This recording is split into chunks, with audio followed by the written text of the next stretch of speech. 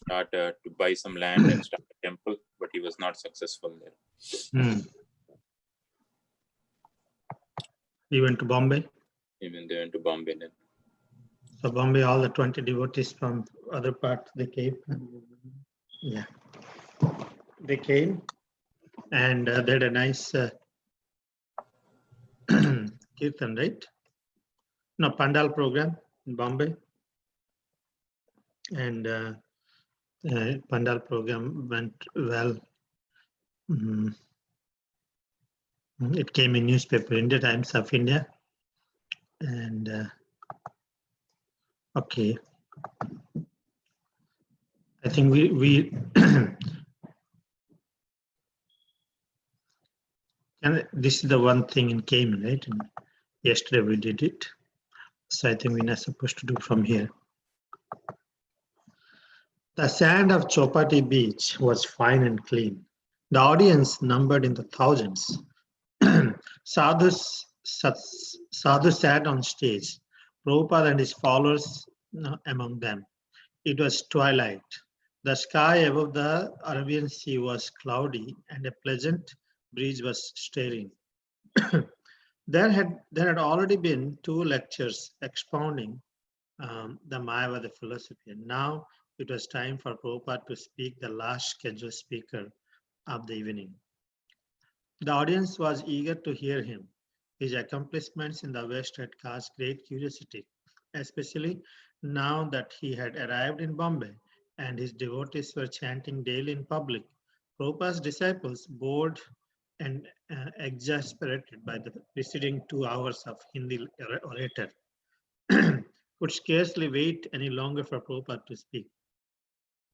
But Prabhupada, instead of addressing the audience, turned to his disciples and said, "Begin chanting." You know, actions are better than words, right? So begin chanting. Let them see that itself is like a talk. As soon as the devotees began the kirtan, little Saraswati stood and began to dance. Following her, the other devotees rose and began to dance. As the kirtan came alive with mridangas and kartals, the dancing and chanting of the devotees seemed to disturb some of the sadhus on the stage, who rose one by one and left. The audience, however, responded enthusiastically, many of them standing and clapping. After 5 minutes of ecstatic kirtan, the devotees spontaneously jumped down onto the sand and headed towards the audience. Thousands in the crowd rose to their feet and began to move along with the devotees in a dance backward and forward. What a wonderful experience. Indians began crying in uncontrolled happiness, overwhelmed by the genuine Krishna bhakti of these foreigners. Never before had such a thing happened. Policemen and press reporters joined in the chanting and dancing. Chopati Beach was in an uproar of Hare Krishna Kirtan. And as Prabhupada and his disciples showed the potency of Lord Chaitanya's Sankirtan movement. After about 10 minutes, the Kirtan ended, though a tumultuous unrest pervaded the talkative crowd. 15 minutes elapsed before all the people returned to their seats and the program could continue. The devotees had left the stage and then taken their seats on the ground level, leaving Prabhupada alone on stage. Prabhupada's voice echoed over the public address system. "Ladies and gentlemen, I was requested to speak in Hindi, but I'm not very much accustomed to speak in Hindi. Therefore, the authorities in this meeting have allowed me to speak in English. I hope you will follow me because it is Bombay and most people will be speaking English. The problem is, as this evening's speaker, His Holiness Swami Akhandanandi spoke to you, how we can make everyone accustomed to take up good habits. Sad Achara. I think in this age, Kali Yuga, there are many faults." Prabhupada went on to explain the power of Lord Chaitanya's movement to clean the hearts of everyone. He referred to the 2 great rocks whom Lord Chaitanya had delivered, Jagai and Madai. So here is the further another program everybody attended in Chopati Beach. This stage looks like there is 2 separate Mayavada guests were also invited. Now it's time for Prabhupada. They spoke for a couple of hours, looks like 2 hours, and devotees, kind of restless, bored. Now, Prabhupada, they were waiting for Prabhupada. Now Prabhupada's turn came. They become happy. Now immediately Prabhupada says, start, begin kirtan, chanting. That's the magic, miracle. As soon as this white elephants Indians saw, they're mesmerized to see their beauty, their kirtan, and their enthusiasm in bhakti, never seen in the history of India. So when that happened, everybody started. They made everyone dance and jump and all these things. So finally, the unrest crowd also they did, and they stopped. And Prabhupada started speaking. Actually, they say Indians began crying in uncontrolled happiness by the genuine Krishna bhakti of these foreigners. That's a very nice. Prabhupada spoke I'll speak in English. And how he said, in the age of Kali, there are many faults. How Chaitanya Mahaprabhu's movement can clean the heart of everyone. He gave the example of Jagai and Madai. Now we are saving wholesale, Jagais and Madais. Therefore, if you want peace, if you want to be situated on the Sad Achara platform, then we must spread the Harinam Mantra all over the world. It has been practically proven. The American and European Vaishnavas who have come here, who have chanted Hare Krishna mantra, they were cow flesh eaters, they were drunkards, they were illicit sex mongers, they were all kinds of gamblers. But having taken to this Krishna conscious movement, they have given up everything abominable. Sad Achara has come automatically. There are no more meat eaters, there are no more gamblers, there are no more illicit sex mongers, there are no more intoxicators. They do not even take tea, they do not take coffee, they do not even smoke, which I think is very rare to be found in India. But they have given it up. Why? Because they have taken to this Krishna consciousness. Prabhupada ended his talk after about 5 minutes. I do not feel that I have to say very much. You can see what is the result of Krishna consciousness. It is not something artificial. It is there in everyone. I have not done anything magical. But this Krishna consciousness is present in all of us. We simply have to revive it. The audience responded with cheers and a great round of applause. Prabhupada, with greater force and eloquence than the long-winded Mayavadis, had shown the essence of spiritual life, ecstatic chanting of the holy names, and he had offered the living testimony of his American disciples. For the next week, Prabhupada and his disciples were the talk of Bombay, and they began receiving many invitations to speak and perform kirtan throughout the city. The Times Weekly's coverage of the Sadhu Samaj spotlighted the memorable presence of Srila Prabhupada and his disciples. A group of 20 Americans, members of the Hare Krishna delegation, took over the days. The air was filled with the beating of mridangas, the clash of cymbals, and the music of the Maha Mantra. Swaying from side to side, their tufts of hair tossing in the breeze, they chanted, Hare Krishna. One graying reporter, whom I had always regarded as a particularly unsentimental person, said to me in an emotional, choked voice, do you realize what is happening? Very soon Hinduism is going to sweep the West. The Hare Krishna movement will compensate for all our loss at the hands of the Padres through the centuries. About 25 newsmen came to a press conference on the 5th floor of Mr. Shiksaria's residence. Prabhupada sat with his disciples on a large mattress and answered questions, and the devotees showed a film of the San Francisco Rath Yatra. The reporters asked about Vrindavan, New Vrindavan. They questioned the devotees. Why had they become sadhus? Why had they left their country?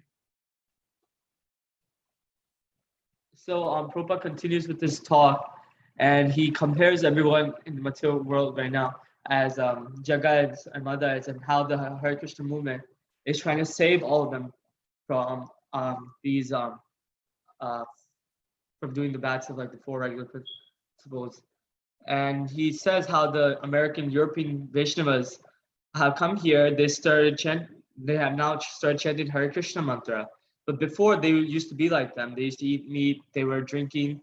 They were have illicit sex mongers. They're all kinds of gamblers.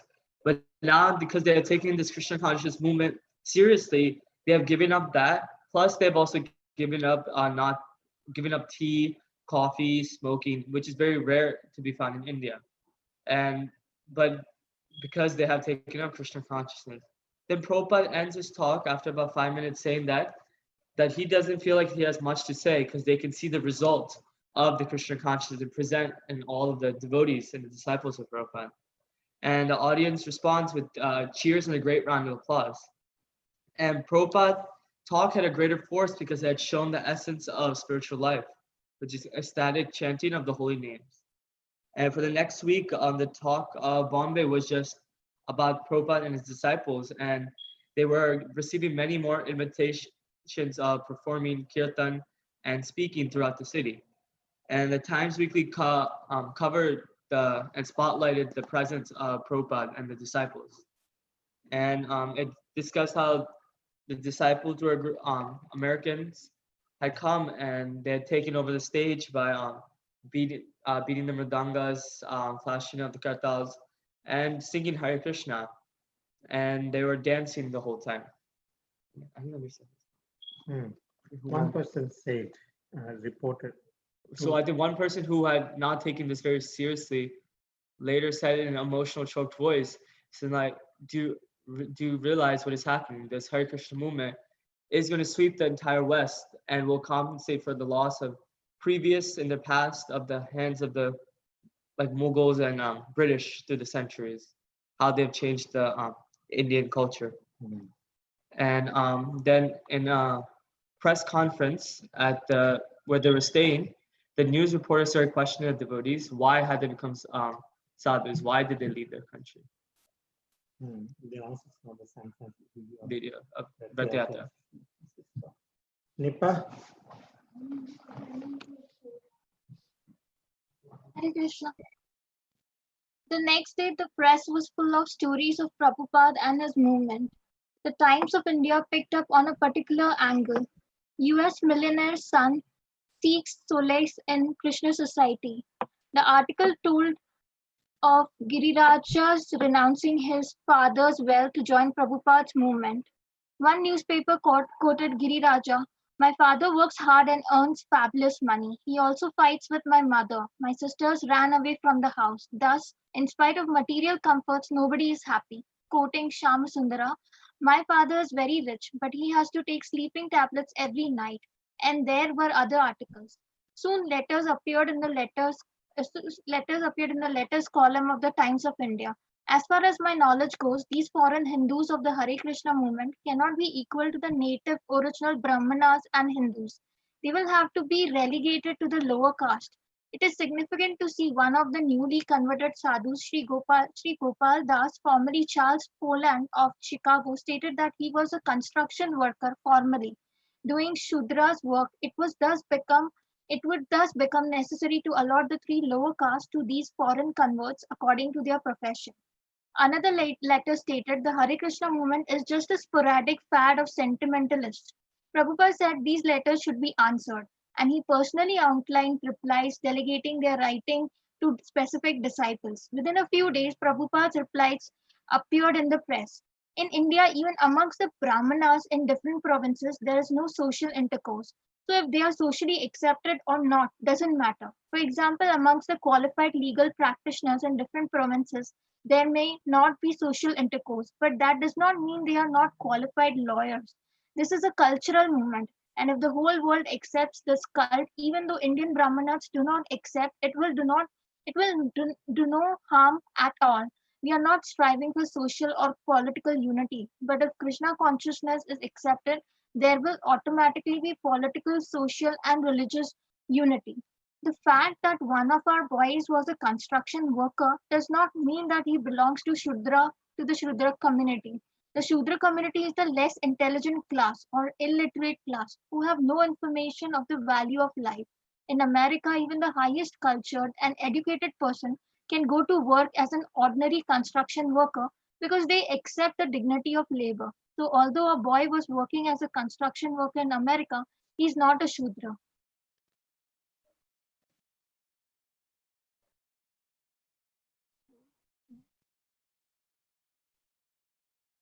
So there appears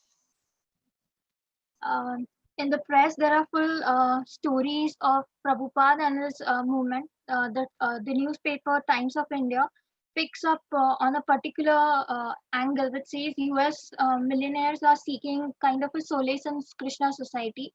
And it also mentioned that Giriraja is renouncing his father's wealth to join Prabhupada's movement. And one newspaper also quoted that Giriraj saying that his father works hard, has fabulous money, but still there is like fights with his mother, and the sisters ran away from the house. And there's another paper, so there's no happiness in spite of money. And another article quoted Shamasundra saying the father is rich, but his father is rich, but he has to take sleeping pills every night. And so there were many articles in Times of India. And as far as the knowledge goes, the foreign Hindus of Hare Krishna cannot be Hare Krishna movement could not be considered equal to the native original Brahmanas and Hindus. They were considered as a lower caste, and it is significant to the newly converted sadhus like Sri Gopal Das. Formerly, he was Charles Poland of Chicago, stated as a construction worker and doing Shudra's work. So, and so it became necessary to allot three castes to these foreign converts according to profession. So another letter stated the Krishna movement is like a sporadic fad of sentimentalists. Prabhupada said that he would reply to these letters and delegate their writing to specific disciples. So he replied, his replies appeared in the press.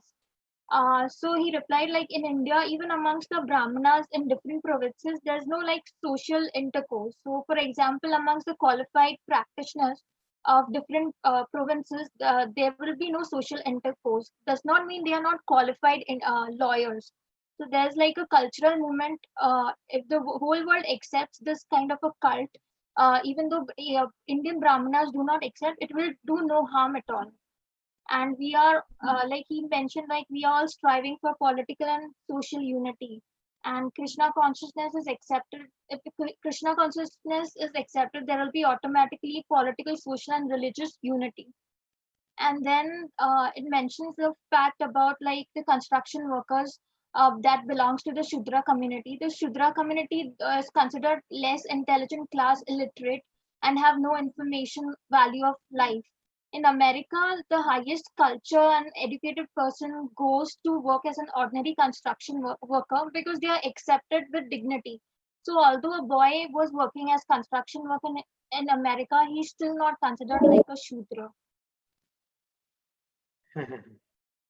So now they are labeling them who is better, who is not, it's not an ordinary. Even Bhaktisiddhanta Saraswati Thakur fought with these Brahmanas, who is now, because of their birth, they're labeling them. Okay, now you're coming Hindu, maybe you will be considered, Kshatriyas, Vaishyas, Sudra or something, that category. They are thinking they cannot think beyond the Daiva Varnashram system. They cannot understand that. Okay, Cycling, please read.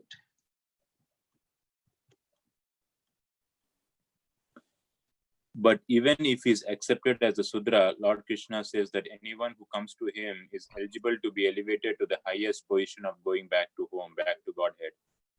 In a letter signed by Giriraj, Prabhupada refuted the charge that his government was a sporadic fad of sentimentalists. How can our movement be sporadic when this science was taught in the Gita 5,000 years ago and instructed to the sun god millions of years before that? How can it be called sporadic when our activity is Sanatana Dharma, the eternal occupation of the living entity? Would faddists give up all the meat-eating, intoxicants, illicit sex, and gambling for over 5 years now? Would faddists give up friends, family, and money and get up at 4 a.m. daily, ready to go to any country in the world and preach in any conditions immediately on the request of the spiritual master? Prabhupada saw all news coverage of Krishna consciousness movement as an aid to propagating Krishna consciousness. Even by criticizing the Krishna consciousness movement, he said the papers were broadcasting the holy name of Krishna, and Krishna's name was absolute. Mr. Sextaria held a special program for many important dignitaries of Bombay. Although he had expected no more than 200 persons, many more came. They were Bombay's elite. The women dressed in expensive silk saris and wearing golds and jewels. The men in silk Nehru-collared suits or white starched dhotis and kurtas. Prabhupada held kirtan with his disciples, and then he spoke briefly and gravely. You are all very intelligent persons, he said. You are all very learned and educated. You are all very great persons. I beg you, I take the straw of the street between my teeth, and I beg you, just chant Hare Krishna. Please chant Hare Krishna. After his talk, Prabhupada left and the devotees showed slides of the Hare Krishna movement's activities around the world. They also made their first public life membership appeal. And Mr. G.D. Somani, one of India's leading industrialists, as well as Mr. Sexeria, signed on as members. So here,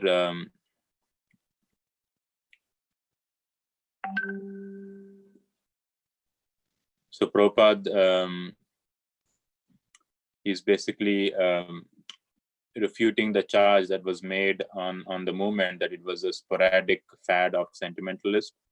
So it was a group of people just coming and taking up this as a temporary basis. And he says that how can it be sporadic and intermittent if the science was taught 5,000 years ago, and and Lord Krishna also instructed the sun god millions of years before that. And why would it be a temporary fashion if people are giving up all meat eating, intoxicants, illicit sex, and gambling for over 5 years?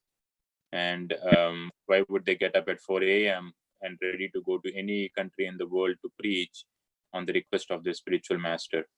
And Prabhupada saw all of this news coverage as a positive for the Krishna consciousness movement, as because it's a lot of publicity that is coming. Even though they're criticizing, they were all broadcasting the holy name. And Mr. Sexeria held a program for the dignitaries of Bombay, and many of the elite people came, the men and women, all the rich people, and he spoke to them for a short time, but he begged all of them to take the Hare Krishna movement and chant Hare Krishna. And after he left, the devotees showed them the slides of the Hare Krishna active movement activities around the world, and they made a appeal for the public the life membership for ISKCON, and Mr. G.D. Somani and Mr. Sexeria signed on as life members.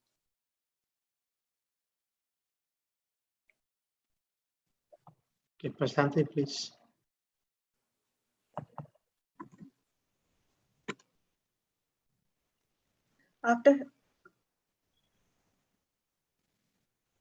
Although Prabhupada was happy to see the number of ISKCON's life members increasing, that his shipment of books from Dai Nippon had not yet arrived made him anxious.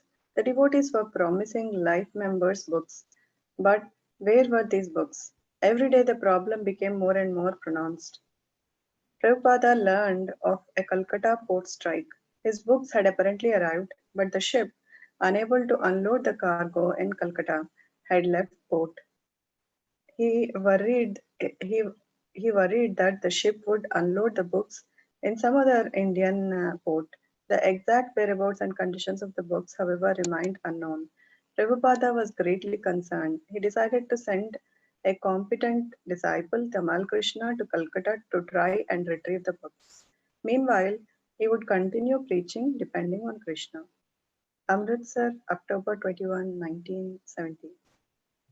Accompanied by a group of disciples, 7 men and 2 women, Prabhupada began the 2-day train ride from Bombay to Amritsar.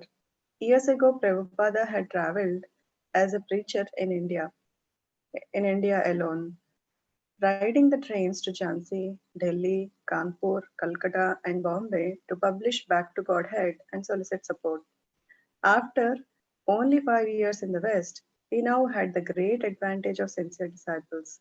And now The Indians were taking notice. He had stationed Achyutananda Swami, Jayapataka Swami, Hamsaduta, and others in Calcutta, Tamal Krishna Syam Sundara and others in Bombay.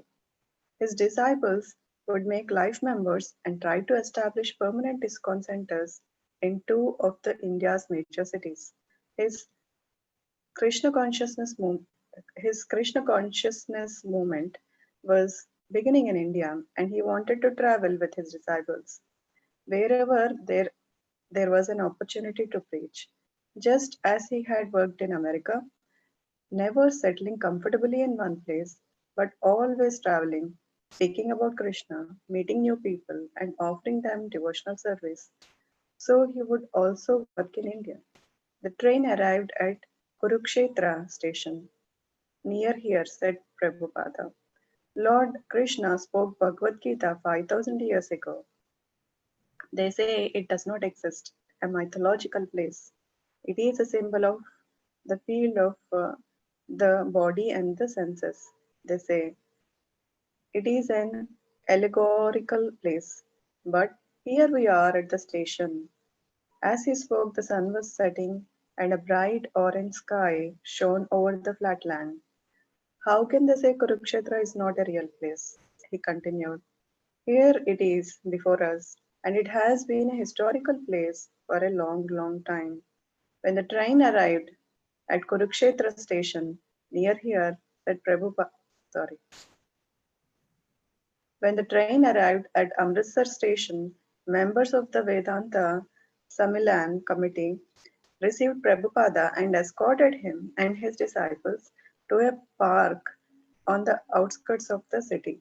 They showed him the large pandal the Niketan ashram had erected for the Vedanta Sammelan and assigned him and his disciples their quarters. Three small rooms. Prabhupada took one room and and the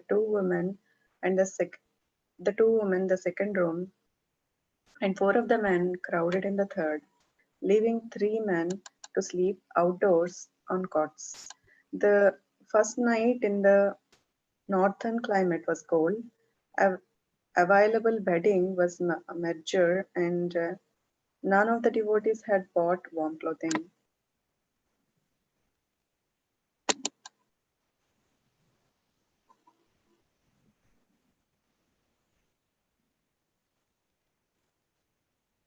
Prabhupada was happy to see the life members are increasing, but he is worried. He was worried about the shipment from Japan, from the Dai Nippon. They were promising books, but they were unable to give the. So they are unable to give the books. So Prabhupada found out that the ship was unable to unload the cargo because of a strike done by the workers. So he was greatly concerned, and he sent a competent disciple, Tamal Krishna, to Calcutta to try and retrieve the book somehow. And he's worried the ship might go to some other port and unload. So now it is October 21, 1970, Amritsar. Prabhupada was traveling with some of his disciples. Previously, he used to travel alone to different places like Jhansi, Delhi, Kanpur, Calcutta, and Bombay. He used to go to different places and preach. But after 5 years in the West, he was able to get sincere disciples. And now he was going with two women and a few men. Uh, he stationed Achyutananda Swami, Jayapataka Swami, Hamsaduta in Calcutta, and Tamala Krishna and Cham Sundara and others in Bombay. And he wants them to develop two ISKCON centers in the major cities. And now he was going with his disciples, and when they reached the Kurukshetra station, he said, this is the mythological, people were saying that it does not exist, it's a mythological place, but that place really exists. This is Kurukshetra, where Lord Krishna spoke Bhagavad Gita. And then the train arrived at Amritsar. They were given a quarters for the Vedanta Sammelan. 3 rooms were assigned, and Prabhupada took 1 room, and few of them are sleeping outside. None of them bought the warm clothing. Okay, thank you so much. Yeah, Pranatu, you can do it. Krishna. At 4 the next morning, the devotees congregated in Srila Prabhupada's room for Mangalarti and Kirtan before the deities of Radha and Krishna, the same deities who had been traveling with Prabhupada for the past 1.5 years. Despite the austere conditions, the devotees felt fortunate to have such intimate contact with Prabhupada and Radha Krishna. Prabhupada played Mridanga, leading the chanting of prayers to the spiritual master. Afterward, he had the pujari distribute to each devotee a bit of the fruit and sweetmeats that had just been offered to the deities. Still before sunrise, and the room was chilly. As the devotees sat huddled beneath a naked bulb, Prabhupada had them read aloud from Srimad Bhagavatam. That same morning, Prabhupada attended the Vedanta Sammelan. There were thousands of people in the audience, and since most of them did not understand English, Prabhupada spoke in Hindi. His presentation pleased everyone, and the committee members honored him by making him president of the Vedanta Sammelan. Although the program was scheduled only for several hours in the morning and evening, Prabhupada did not limit his preaching to these times. He preached every hour of the day. While he sat in his room, a constant stream of guests came to him, hundreds of pious Hindus seeking his blessings. And recognizing this wastage of Vedic culture, he pointed it out to his disciples. Just see, he said, how they treat a saintly person. Prabhupada has begun receiving the usual flood of invitations to visit the homes of Hindu families. He accepted as many invitations as possible, more than possible, it seemed to his disciples. Prabhupada moved quickly. When the cards were ready, he would come out of his room and go, leaving behind anyone who wasn't ready. After each engagement, he would get into his car and go directly to the next. Latecomers would sometimes find he had already left. They would then jump into bicycle rickshaws and try to catch him. A wrong direction or a missed turn might make them miss the next engagement. And when at last they would catch up, they would find Prabhupada coolly, gravely in the midst of a lecture on Bhagavad Gita, or laughing and taking prasadam with his host. Every day brought at least half a dozen engagements. Come to our temple for darshan, come to our house for prasadam. And whenever Prabhupada would return to his ashram, he would find a long line of guests waiting to spend a few moments with him. So amidst these austere conditions, Prabhupada's disciples and they all congregated in the morning for Mangalarti and Kirtan in the presence of Radha and Krishna deities, and the ones that have been traveling with Prabhupada for the last 1.5 years. And devotees really felt very fortunate to have that close association. And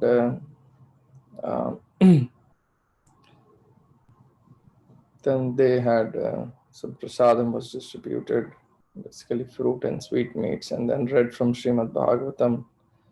And Prabhupada, attended the Vedanta Sammelan that morning, and thousands of people attended, and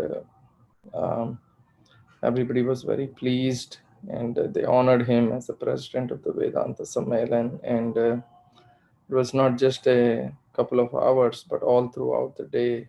And even when he was in his room, constantly guests were coming, going, seeking his blessings, inviting him.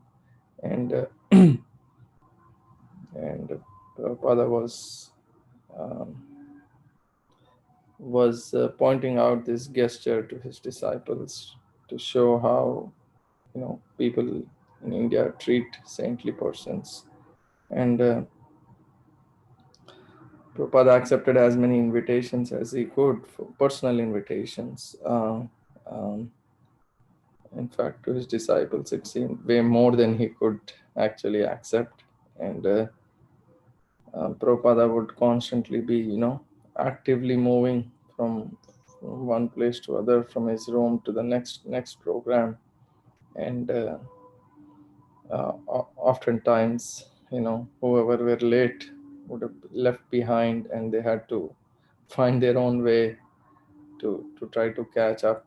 And they would find Prabhupada was, in the midst of giving a lecture or having prasadam, or and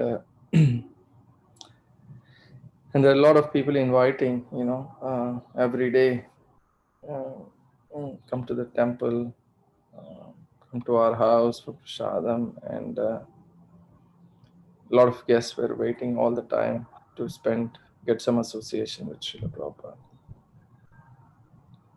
Just reminds, some of these things when we now attend some programs here in the US, how wonderfully Prabhupada trained, and how his disciples are also, the lecture may be over, but devotees are all the time seeking blessings, and they're constantly devoted to serve.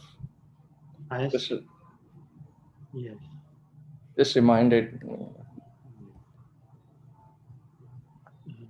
Yamla.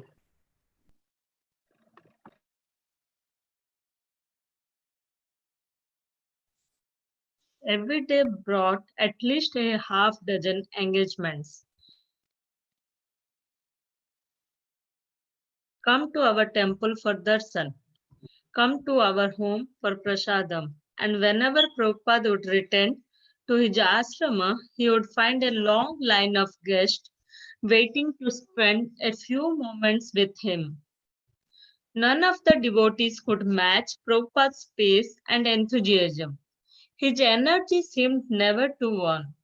For his disciples, being invited insistently to take a full meal at half a dozen homes in one day was too much. They tended to overeat, and some of them got sick. But Prabhupada knew how to handle the situation expertly. He would fully satisfy each host, speak about Krishna consciousness, hold kirtan, take a little prasadam, and move on. One evening, in response to an invitation, Prabhupada visited the home of Baldev Indra Singh, a descendant of one of the ancient Punjab's ruling families. Although nearing 60, Mr. Singh was still a robust Punjabi Kshatriya, handsome, tall, and sporting a big black mustache.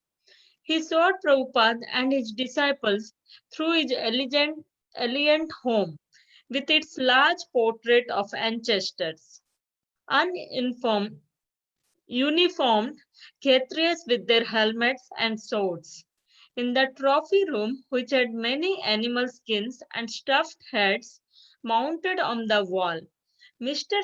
Singh bowed Prabhupada and his disciples before his prized trophy and large tiger's head. Prabhupada approached closely. You have killed Teach? He asked. Yes, Mr. Singh replied, and he described the details of the hunt. The man-eater had killed many people in a nearby village, Mr. Singh explained. So I went and sought it. Prabhupada's eye widened, and he turned to his disciples. Oh, very nice. Later, Prabhupada sat in a chair and Mr. Singh sat before him on the floor. He said something was troubling him. An astrologer had told him that in a previous lifetime, thousands of years ago, he had fought in the battle of Kurukshetra, but on the side against Krishna. That's not possible, Prabhupada said. Everyone present at the battle of Kurukshetra was liberated. If you had actually been at the battle of Kurukshetra, you would not still be within this material world. Mr. Singh was not certain whether to feel relieved or disappointed. But Prabhupada assured him, "That's all right, don't worry. Now you are a devotee of Krishna." When Prabhupada asked Mr. Singh to become a life member of ISKCON, he agreed immediately. He confessed that when he had first invited Prabhupada and his disciple, he had actually been skeptical, but after being with Srila Prabhupada for a few minutes, he said all his doubts and suspicions had vanished. He would be happy to become ISKCON's first life member in Amritsar. Okay, very good. So now here we see people are lined up to see, have darshan of Prabhupada, right? Yeah, come to our house, prasadam. So what he'd do, he'd do, so he says none of the devotees could match Prabhupada's patience and his energy seemed to never, because his spiritual energy is a purpose, he's very happy and to be able to serve. To take a full meal and at half a dozen homes in one is too much, so he tended to overeat. But Prabhupada knew how to handle this situation. He would just satisfy each host. I think take a little prasadam and move on. That he managed, not taking everywhere. He was received invitation by Baldevendra Singh. He was happy to host him and he showed his ancestors. Kshatriyas, the Singh, they are actually Kshatriyas. They were protecting the Vedic culture.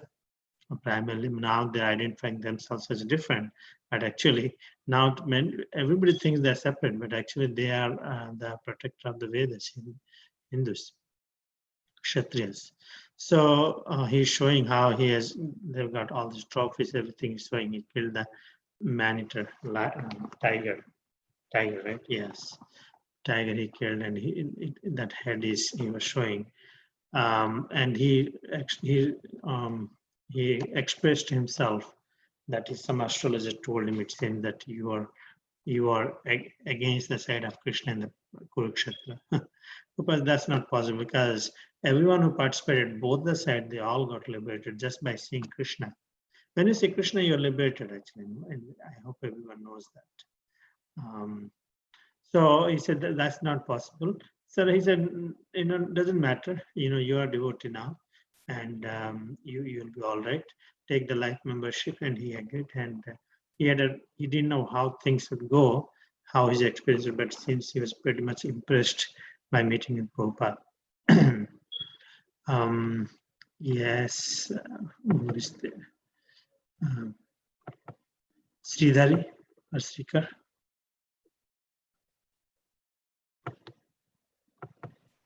Although the devotees requested Prabhupada to take fewer engagements, he would not slow down. It was his disciples, he said, who were finding the pace difficult. One night, after the eighth and final engagement of the day, Prabhupada returned to his room just a little before midnight. For the devotees, the day had been exhausting, and they were eager to get a bed as soon as possible. Noticing Prabhupada's light still on, one of them went to his window. Prabhupada was sitting at his desk, leaning back against the wall, listening to a tape recording of one of the talks he had given that day. One afternoon, Prabhupada and his disciples went to see the famous Golden Temple of the Sikhs. A guide took them around and answered Prabhupada's questions. Sikh businessmen, the guide explained, maintained the temple and its expenses.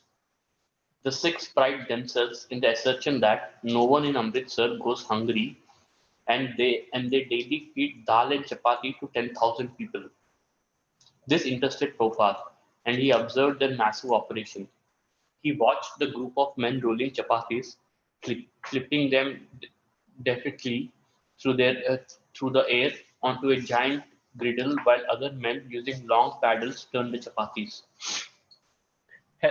held them briefly over the hot coals, and then placed them in stacks. This is how to distribute prasadam, Prabhupada said. Prabhupada signed the guest book, A.C. Bhaktivedanta Swami Under religion, he wrote Krishnite, and, and, and under comments, he wrote very spiritual.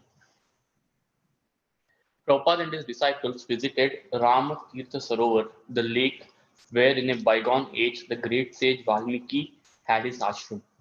The terrain surrounding Ramatirtha Sarovar was dry and rocky, and vegetation was sparse. As they stopped at the beautiful bathing ghats, its steps leading down into the lake, the devotees were in a jubilant mood, happy to be on a field trip with their transcendental father and teacher. The peaceful lake and the beautiful ghats seemed an ideal setting for being with Prabhupada. The devotees, who knew little of Lord Rama, listened intently as Prabhupada began to tell some of the pastimes of the Supreme Personality of Godhead in his incarnation of Lord Ramachandra. During the last days of his earthly pastimes, Prabhupada said, Ram banished Sita, his wife and eternal consort. Pregnant and alone, Sita sought shelter at the ashram of Valmiki, where she soon gave birth to a son, Lava. Valmiki created another son for Sita from straw and named him Kusa. When Sita learned that Ram was sending a challenge horse throughout the world, she instructed her sons to catch the horse. In this way, she concluded they would capture their father and bring him before her. Unfortunately, while the boys were away on their mission, they learned that Lord Ramachandra had departed from the world. Grief-stricken, they returned to Valmiki. To mitigate the boys' anguish of separation, Valmiki sang to them Ramayana, the transcendental narrative of Lord Ram's activities. One day, as Sita was out walking, the ground opened before her, and she returned into the earth from which she had appeared.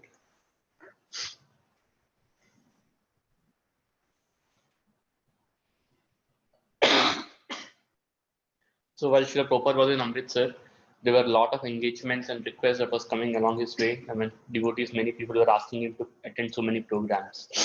And then the Srila Prabhupada, Prabhupada's disciples, they would request Prabhupada to take, they requested Prabhupada to take just fewer engagements, but he would not slow down. So, and Prabhupada said it was his disciples who were finding the pace difficult. So one night, one day they had about eight engagements, and then when Srila Prabhupada returned back to their accommodation, it was around midnight, and then devotees, all his disciples, the day was already very exhausting, and then they were all very eager to go to bed. And then, but noticing Srila Prabhupada's, the light in Srila Prabhupada's room was still on, so one of the disciples went to his window, and then they saw Srila Prabhupada was sitting at his desk, leaning back against the wall, and then he was listening to a tape recording of one of the talks he had given that day. So, and then one afternoon, Prabhupada and his disciples, they went to see the famous Golden Temple in Amritsar. So one of the guide took Prabhupada and his disciple around the temple and then answered questions which Prabhupada had. And then the guide mentioned that the Sikh businessman would maintain the temple and all the expenses there. And then the guide mentioned that the Sikhs took pride in themselves to ensuring that no one in Amritsar goes hungry. And then for that they would feed dal and chapati to at least 10,000 people every day. So this is something, when Prabhupada heard this was very interesting for him. And then he observed that operation, how this cooking and everything happened. And then he watched a group of people, a group of men rolling chapatis, flipping them in the air, and then turning the dough into chapatis. And then Srila Prabhupada turned to his disciples and said, "This is how we should distribute prasadam," Prabhupada said. And then leaving the temple, Prabhupada signed the guest book. And then under the religion, he wrote Krishnite, and under comments, he wrote very spiritual. And then also Prabhupada and his disciples, they visited the Ramatirtha Sarovar. So that is the lake where Valmiki had his ashram. So the atmosphere there, the place, the Ramatirtha Sarovar was like dry and rocky, and there was like hardly any vegetation. But they stopped by a very beautiful ghat, and then the devotees were like very in a happy mood to be on a field trip, to be in a dham and holy place with Srila Prabhupada, who was their transcendental father and teacher. So, and then the peaceful lake and the beautiful ghat, it seemed like an ideal setting for being with Srila Prabhupada, for all his disciples. So the devotees, they knew very little about Lord Rama. So they listened from Srila Prabhupada as Srila Prabhupada started narrating the pastimes of Krishna, Supreme Personality of Godhead, in the incarnation of Lord Ramachandra. So Srila Prabhupada goes on to explain that in the last days, about the significance of that place of the ashram. So Srila Prabhupada says that during the last days of his earthly pastimes, Ram banished Sita, and then she was pregnant then and then alone, and then Sita, she took shelter of the ashram of Valmiki, and then there she soon gave birth to a son Lava, and then Valmiki created another son from Sita from straw and named him Kusha. And then Srila Prabhupada again, he explains the pastimes. So when Mother Sita learned that Lord Ram was sending a challenge horse throughout the world, she instructed her sons to go and catch the horse. So that way, at least they would capture their father and then bring them before Mother Sita. So unfortunately, when Lava and Kusha, they were on their way to capture the horse, they learned that Lord Ramchandra had already departed from the world. And then grief stricken, they returned to Valmiki Muni's ashram. And then it's then that the Valmiki Muni, he narrated the Ramayana to them, which is the transcendental narration of Lord Ram's activities. And then one day, as Mother Sita was out walking, the ground opened before her, and then she returned to the earth from which she had appeared. Interesting, you know. Bhagavatam explains the dynasty of Kusa, and Kusa is the eldest. And here Prabhupada says Lava was born when Kusa was created, or Sita by Valmiki. Well, think it's very interesting to know. Yes, Sridhari. These events, Prabhupada explained as he stood with his followers by Ramatirtha Sarovar, had happened no less than 800,000 years ago. For the devotees, it was as if Prabhupada had opened a new door to the spiritual world. The organizers of the Vedanta Sammelan repeatedly asked Prabhupada and his party to play a larger part in the Pandal program. The scheduled discourses were mostly on Mayavad philosophy. God is impersonal, all religious paths are equal and lead to the Supreme One. All is one, we are all God. Such dry speculations could not hold the public's attention, and the Sammelan organizers daily requested the devotees to hold Kirtan in the Pandal. But with so much other preaching, Prabhupada preferred holding programs of his own in private homes around the city. A devotee asked Prabhupada about a Mayavad slogan he saw posted, Tattvamasi, with the English translation underneath, "You are that too." This was a favorite saying of the impersonalists, who imagined that the living entity is God, Prabhupada said. He explained elaborately the distinction between God and the living entity and told how God, when he appears, displays certain unmistakable characteristics that identify him as the Supreme Personality of Godhead. These yogis will just talk and talk Vedanta, Prabhupada said. It is simply mental speculation, and they never come to any conclusion. They will go on speculating for years and lifetimes, but we will realize God simply by eating. And from the plate of prasadam before him, he took a sweet and popped it into his mouth. In the midst of his activities in Amritsar, Prabhupada continued to think of his spiritual children in various places throughout the world, and he regularly wrote them. To the devotees in Calcutta, he wrote, "I'm very much anxious to hear what you're doing there and if you have made any life members by this time." He asked them to register ISKCON with the government and try to establish a permanent center there. Prabhu, can you please summarize? Yes, sure. This is 800. Just interesting for all of you to know, you know, why Prabhupada. You all agree? 800,000 years. Do you all agree? Did you ever thought? Anyone knows how is 800,000 years? You should know. Srikar, you don't know? I don't know, bro. How come you all don't know? The duration of, many people don't know, okay, just before Krishna Ram came in, they don't know all these details. It's not just, it's almost, Prabhupada said 800,000 years ago, actually more than 800,000 years ago. Because the total duration of Kali Yuga is 432,000 years. So we just have covered only 5,000 years. So another 427,000 still there for Kali Yuga. And Dwapar Yuga is 864,000 years. So Lord Rama came in Treta Yuga. So 800,000 means 864,000 plus 5,000, and way before that Lord Ramchandra came in, almost almost a million year back. This Ramayana has took place actually. Unbelievable, right? We have all these calculations. So anyway, asked Prabhupada, the organizers of Vedanta Sammelan asked Prabhupada to play a larger part in the Pandal program. And the scheduled discourses are mostly on Mayavada philosophy. God is impersonal, all religious paths are equal and lead to one. And that's what that is suffering.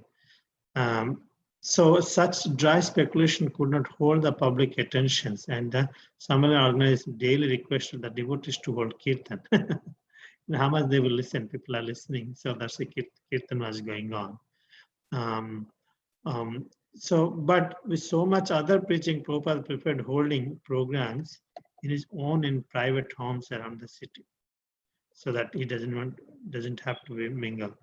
About the Mayavadi slogan, he posted, devotee asked Prabhupada about Mayavadi slogan, Tattvamasi means you are that too, means you are also God. That's the, you are God, I am God, everyone will become God. So this is very easy, you can understand very easily now, understand the impersonal Mayavadi philosophy. It's called offense. Trying to be equal with Guru, equal to with God, and then what there is the highest desire for material success in one sense. So one will become fall down because of the desire. So Prabhupada, then he says that they will keep on all this mental speculation only. Mental mind creates all these things, but we will simply realize God just by taking prasadam. He put a prasadam in his mouth like that. Very confident. How fortunate we are. Can you believe? A personality is showing Krishna so confidently to us, and all of our lives has been changed. We are realizing in our heart. All of you are realizing slowly, right? You will agree. So much change has happened in you. Otherwise, you won't come and listen to this. It's not very easy. Unless you have received mercy, Prabhupada, we all, and we won't be gathered here for months to discuss about this. Understand, we are very fortunate. So Prabhupada, then he started writing, remember, because when he's traveling, he's preaching, he's still, even though he's far, but he's still communicating with everyone in America, everyone in local. He asked them to register ISKCON now in India. So now we will ask our Vijayanand Prabhu.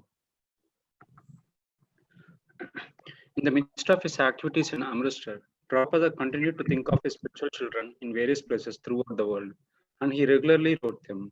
To the devotees in Calcutta, he wrote, "I am very much anxious to hear what you are doing there, and if you have made any life members by this time." He asked them to register ISKCON with the government and try to establish a permanent center there. To his disciples in Bombay, he wrote, "I am very anxious to know your situation, whether you have removed to the Rama temple or where you are stationed now." To Karandara in Los Angeles, he wrote, "I hope everything is going on well with you in our Los Angeles world headquarters. Please send me a report of your general activities and also your governing body commission activities. Please offer my blessings to all the members of our temples. How is the deity worship being carried on?" Replying to Upendra in the Fiji Islands, regarding worship of demigod, the whole Hindu society is absorbed in this business. So unless our preaching work is very vigorous, it is very difficult to stop them. And to Bhavananda in New York, Please conduct the Sankirtan program regularly, and that will give me great pleasure. Regarding our new temple in Brooklyn, Krishna has given you a very good chance to serve him.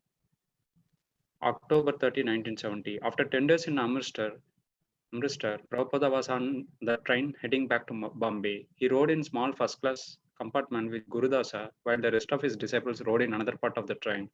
Prabhupada's car, being close to the locomotive, caught soot from the engine smokestack until he was soon flecked from head to foot with small black particles. Yamuna. We were traveling between Amritsar and Delhi, and I decided to see how Srila Prabhupada was doing, if there was anything he wanted, because sometimes when the train stopped, he would ask for a devotee to purchase fresh fruit and there other things from the vendors on the train platform. So Kaushalya and I made our way through the several cars to Prabhupada's first-class compartment. He was lying back on several pillows with one knee up, looking like a monarch. He had a beautiful smile on his face. We paid our obeisances, and Srila Prabhupada looked at us with a twinkle in his eye. Is there anything hot to eat? He asked. What do you mean? I said. Do you want me to get your lunch, Srila Prabhupada? No, he said. Not that. Some rice, some hot rice. I said, what do you mean, Srila Prabhupada, from the train? He said, well, no, if you can make me some hot rice, I said, I would stop here.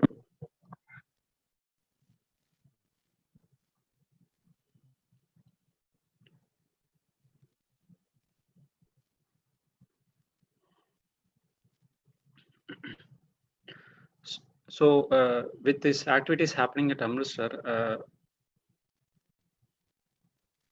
Prabhupada was writing letters to various places, checking with their progress and giving them instructions. So like for the Calcutta devotees, he wrote like he was inquiring if they had any life members and how was their progress. And they were asked, and he asked them to register ISKCON with the government and to establish a permanent center over there. And for the devotees in Mumbai, he was asking them whether they are moved to the Rama temple or where they are stationed now. And for the Los Angeles temple, he asked like how was the progress going on the work headquarters, and asked them to send the report as well as the governing body commission activities.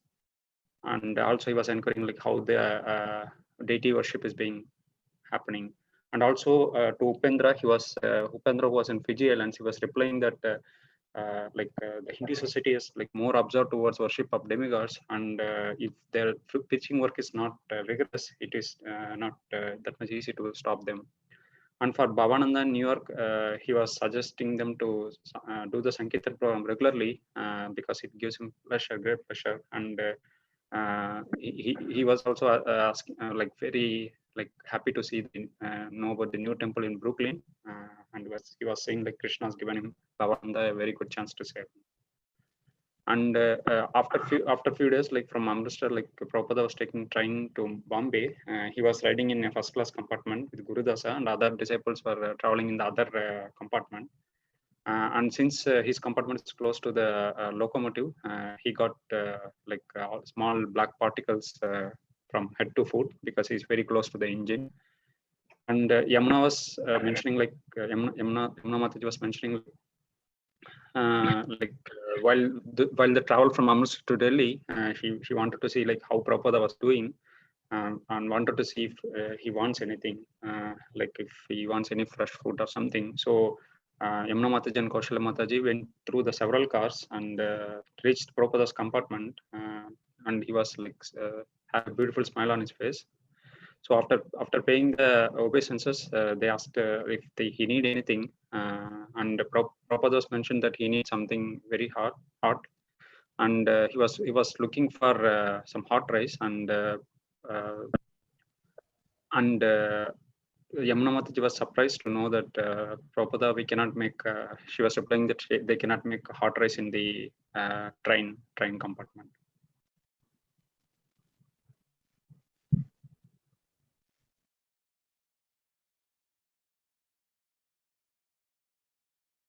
Anyone have seen this locomotive trains engines?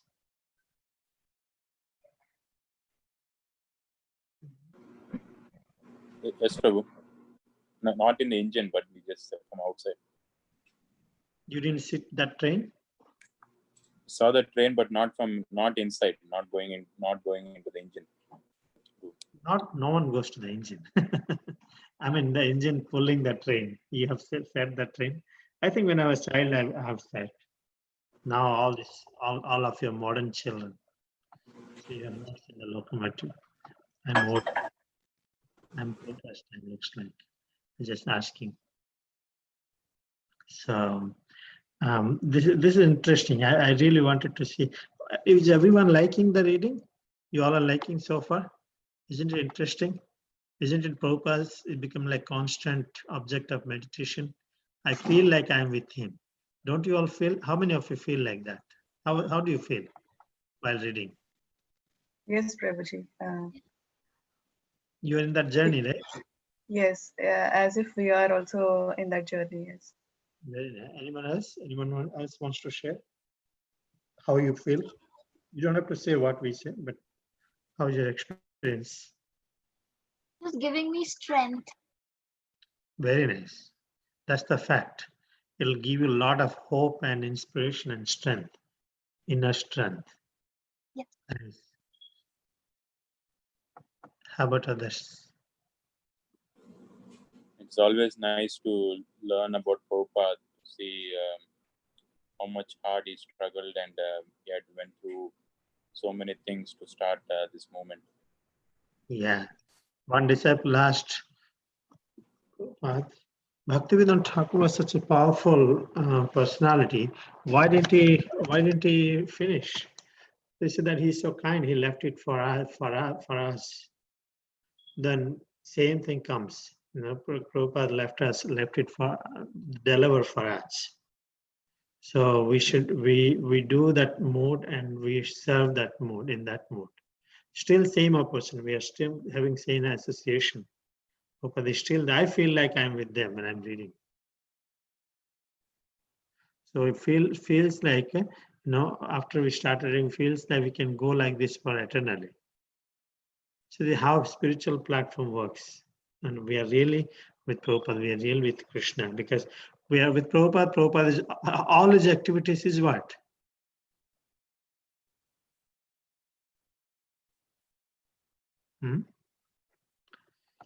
All his activities. Transcendental. Yeah, is Krishna centered.